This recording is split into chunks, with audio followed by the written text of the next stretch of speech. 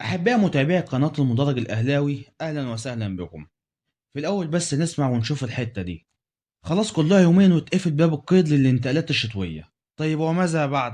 هل النادي الأهلي هيكتفي بالصفقات اللي جت وتعاقد معاها، ولا لسه خلال اليومين اللي جايين ممكن يحصل جديد تاني والنادي الأهلي يضيف صفقات تاني؟ ومصير علي معلول مع النادي الأهلي هيكون إيه؟ هل هيمشي ولا هيكمل مع النادي الأهلي؟ تعالوا نشوف. في الانتقالات الشتوية دي النادي الأهلي تعاقد مع 4 صفقات، والصفقة الأولى كانت هو اللاعب جرادي شار، والصفقة التانية اللاعب أحمد العش، والصفقة التالتة كانت هي اللاعب أحمد رضا، والصفقة الرابعة محمود حسن تريزيجيه. بس تريزيجيه هيكون موجود مع النادي الأهلي في بداية الموسم اللي جاي. وتعالوا نشوف مين هم الخماسي الأجنبي المقيد دلوقتي في النادي الأهلي.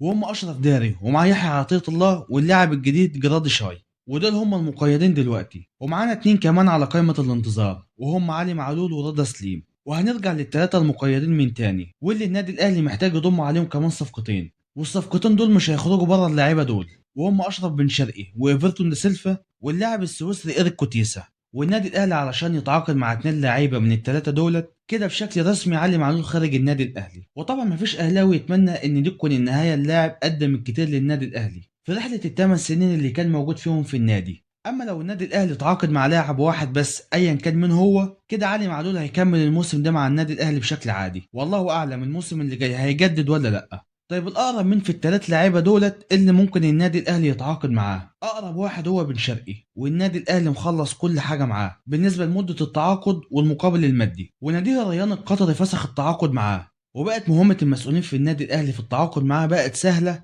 عكس السنين اللي فاتت. واللاعب التاني هو إيريك كوتيسا، والنادي الأهلي عايز إيريك كوتيسا أكتر من بن شرقي كمان. بس في مشكلتين قدام النادي الأهلي في التعاقد معاه. المشكلة الأولى إن ناديه طالب مبلغ كتير عشان يستغنى عن خدماته في الانتقالات الشتوية، وخصوصا إن دول آخر 6 شهور ليه مع النادي. وتاني مشكلة إن اللاعب عايز ياخد 1,800,000 دولار في الموسم الواحد، وطبعا النادي الأهلي بعيد كل البعد من إنه يدفع مبلغ زي ده في موسم واحد، مع العلم إنه عملها قبل كده ودفع 1,700,000 دولار. تفتكروا كان مع مين؟ اوكي تمام، طب نكمل.